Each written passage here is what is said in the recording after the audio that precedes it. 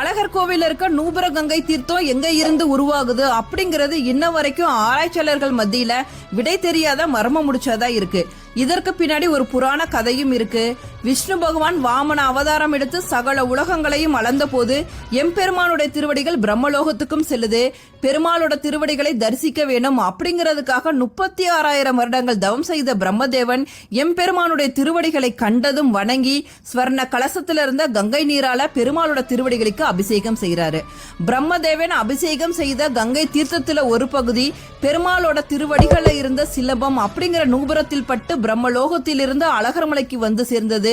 அன்று முதல் இன்று வரை வற்றாத அருவியாக நூபுர கங்கை தீர்த்தம் ஓடிக்கொண்டிருக்கு. கங்கையில அதிக அளவு இரும்பு, செம்பு உள்ளிட்ட தாதுக்கள் இருக்கு. இது உடலுக்கு ஆரோக்கியத்தை கொடுக்கக்கூடியது. இந்த தீர்த்தத்துல நீராடினா மனிதர்களுடைய ஆசைகள் நிறைவேறும் அப்படிங்கறது ஐதீகம். அதனால இந்த நூபுர கங்கைக்கு இஷ்ட சித்தி அப்படிங்கிற இன்னொரு பேரும் இருக்கு.